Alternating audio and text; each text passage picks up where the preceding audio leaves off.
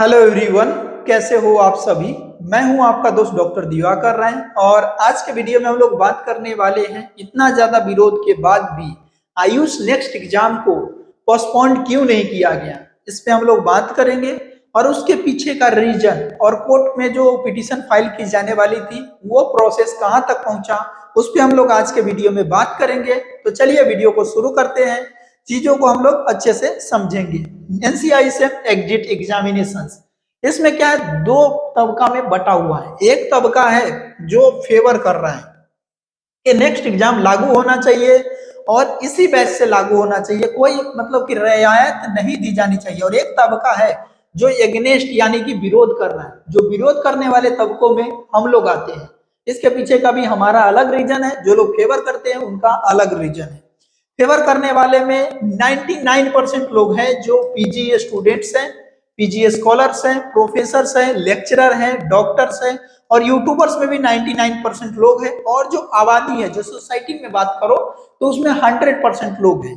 अब मैं बताता हूँ इन सब के पीछे का रीजन। प्रोफेसर और लेक्चरर का ये कहना है, स्पेशली जो गवर्नमेंट कॉलेज के प्रोफेसर और लेक्चरर का, क्योंकि इसके इम्प्लीमेंट होने के बाद वही डॉक्टर बन पाएंगे जिसमें क्वालिटी होगा।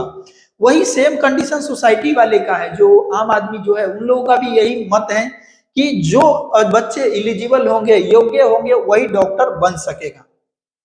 यहां तक समझ में आ रहा है। यूट्यूबर्स इसमें फेवर इसीलिए नहीं कर रहे हैं क्योंकि यूट्यूबर को पता है यार अपन फेवर करेंगे तो मैक्सिमम यूट्यूबर्स इसमें खुद को इन्वॉल्व नहीं करना चाहते, तो ये समझ में आता है। डॉक्टर्स ये चाहते हैं, जो सोसाइटी में जो प्रैक्टिस कर रहे हैं वो डॉक्टर्स का यह कहना है कि वहां से अगर ज्यादा डॉक्टर्स बनेंगे तो हालत बीटेक वाली हो जाएगी। जो बीटेक इंजीनियरिंग का हालत हुआ था वही बीएमएस कोर्स का हो जाएगा, इसीलिए हम लोग इसमें फेवर नहीं कर रहे हैं। अब बच गया पीजी स्टूडेंट्स का। तो पीजी स्टूडेंट का ये कहना है कि हम सपोर्ट करेंगे, क्यों? क्योंकि हमारा तो हो गया, हम पास आउट हो चुके हैं, अब हमें क्या मतलब, हमें जूनियर से या पीछे वाले बैच से हमें कोई मतलब नहीं। ठीक है, तो ये कंडीशन है जिसके वजह से ये लोग ले रहे हैं। ठीक है, और जो हम जैसे लोग हैं जो न्यू बैच से डिमांड कर रहे हैं, क्योंकि वही बच्चे एडमिशन लेंगे जिनको पता होगा लॉजिकली कि मुझे नेक्स्ट एग्जाम दे के ही निकल सकते हैं, ऐसे नहीं। अब एग्नेस्ट में ओनली आयुष स्टूडेंट है, ठीक है, और 0.001% जो है यूट्यूबर्स और पीजी स्टूडेंट से। इनका ये कहना है कि इसको इम्प्लीमेंट नए बैच से किया जाए, पुराने बैच से न किया जाए, क्योंकि पुराने बैच वाले बच्चों का न सिलेबस सेम है और न ही उन्होंने उनका माइंड सेट है कि वो इस एग्जाम के लिए प्रिपेयर हो सके। ठीक है, तो ये जो जो विरोध वाले हैं, ठीक है। रीजन टू फेवर, फेवर वाले का ये भी कहना है कुछ लोगों का, देखिएगा, जो कि हमसे जब वाद विवाद हुई, बहुत सारे जो लेक्चरर हैं और बहुत सारे अच्छे अच्छे लोग हैं उनसे मैंने वाद विवाद की, तो उन लोगों ने रीजन जो मुझे दिया वो बहुत ही शॉकिंग था। और रीजन जो है वो एक्सेप्टेबल रीजन है, इसको मानना पड़ेगा। ठीक है, उसमें पहला रीजन दिया कि 90% जो है कॉलेज है वहां पर सिर्फ डिग्री डिस्ट्रीब्यूशन होता है, न पेशेंट है, न हॉस्पिटल है, न लेक्चरर है, न फैकल्टी है। ऑन पेपर फैकल्टी पे कॉलेज चल रही है। तो मैंने उनको बोला यहाँ तो एनसीआईएसएम की गलती है, एनसीआईएसएम कॉलेज को झोला बांध के क्यों इम्प्लीमेंट दे रहा है। तो उन्होंने कहा कि सिस्टम में ही करप्शन है। तो करप्शन है तो कहां तक की सरकार रोक सकेगी, लेकिन सरकार यहाँ पर अंकुश लगा सकती है। यानी कि मरना हर जगह किसको है, स्टूडेंट को ही है। मरेगा कौन, मिडिल क्लास स्टूडेंट्स।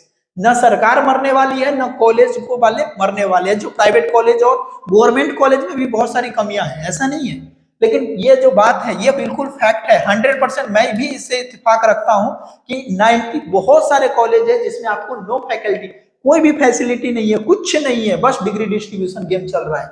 और भी, और बच्चे क्या करते हैं, थ्योरेटिकल नॉलेज वगैरह होती है, कुछ कुछ यूट्यूबर्स पढ़ा देते हैं, कुछ ऑनलाइन कोचिंग इंस्टीट्यूशन वाले पढ़ा उड़ा करके सिर्फ थ्योरेटिकल नॉलेज हो जाती है, प्रैक्टिकल एक्सपोजर कुछ नहीं होता है, नो क्लिनिकल एक्सपोजर। आपको जान के आश्चर्य होगा, बच्चों को छोटे छोटे मेडिसिन का फॉर्मुलेशन तक नहीं पता है, डायग्नोसिस कैसे करते वो नहीं पता है। ये हालत है भारत के सिस्टम्स की। आयुर्वेदा का कोई नॉलेज नहीं है, थोड़ी बहुत बीएमएस की डिग्री कंप्लीट हो रही, किसी किसी एलोपैथिक हॉस्पिटल में जाते हैं, वहां पर ड्रिप व्रिप लगाना और पानी बोतल वगैरह सब पैरासिटामोल और छोटी छोटी जो फार्माकोलॉजिकल मेडिसिन को रट्टा मारते हैं, यही कहानी है। ठीक है, ओनली कॉलेज गिव द, ठीक है, जो 10% ही कॉलेज है उनका कहना है कि 10% कॉलेज है और 10% ही स्टूडेंट है टोटल स्टूडेंट में जिनको प्रॉपर नॉलेज है आयुर्वेदा का, मेडिसिन का, ट्रीटमेंट का, डायग्नोसिस का। तो यही 10% ही डॉक्टर बनने चाहिए, बाकी 90% को डॉक्टर्स बना करके सोसाइटी में मतलब कि बुरा इंपैक्ट पड़ेगा आयुष को लेकर के, इसीलिए ये बिल्कुल सही है, ऐसा उनका फेवर करने वाले का है। Next exam for new batch के लिए जो हम लोग डिमांड कर रहे हैं कि नेक्स्ट एग्जाम न्यू बैच से करें, इसके पीछे का रीजन मैंने आपको बता दिया। मेंटल प्रेशर बच्चों के ऊपर ज्यादा बढ़ रहा है, एग्जाम का लोड बढ़ेगा तो सुसाइडल रेट बढ़ेगा, बच्चे सुसाइड ज्यादा करेंगे, ठीक है। एडमिनिस्ट्रेशन की वजह से पहले ही परेशान है, एज फैक्टर को लेकर के भी परेशान है बहुत सारे बच्चे, लेकिन सच मायने में उन लोगों की जो लॉजिक है वो तो समझ में आता है। तो भाई यही कहानी तो एमबीबीएस में भी है, ठीक है। बीए पहले समझ लेते हैं स्टैटिकल से कि बीएमएस की टोटल कॉलेज कितनी है, 273 प्लस कॉलेज है, ठीक है, जिसमें से 220 प्राइवेट कॉलेज है, 53 गवर्नमेंट कॉलेज है, ठीक है। बीएचएमएस की बात करें तो 237 कॉलेज है, बीयूएमएस की 57 कॉलेज, यानी टोटल 567 कॉलेज है, ठीक है। जब मैंने उनसे सवाल किया इन सब चीजों पे कि आप मुझे ये बताइए, ठीक है, कि आखिर अगर आयुष में ही ऐसा करना है तो और सारी जो पैथी है वो क्या पूरी क्वालिटी को दे पाती है क्या? तो उन्होंने कहा कि नहीं, वहां भी दिक्कत है, ठीक है। अभी सवाल खत्म मेरी नहीं हुई है। 567 कॉलेज में 2,26,800 स्टूडेंट के लगभग स्टूडेंट है, ठीक है, मेरे अनुमान से, ठीक है। और ये क्या हुआ, इतने बच्चों में से बिल्कुल से 1% बच्चा भी अगर सड़क पर आ जाता, 1% बच्चा भी, 2,26,800 लगभग स्टूडेंट है फर्स्ट ईयर से लेकर के फाइनल ईयर तक के, इसमें से 1% भी BMS student, BHMS student, BUMS student, only 1% अगर सड़क पर आता तो कोर्ट केस आराम से आ जाती और नेक्स्ट एग्जाम जो है वो आपको पोस्टपोन्ड हो जाता और नए बैच से लागू होता।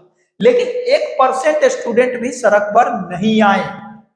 आपको जान के आश्चर्य होगा, अलग अलग जगह जहां पे स्ट्राइक हुई है वहां पर 20, 25 और 30 और 40 लोग से ज्यादा नहीं आए।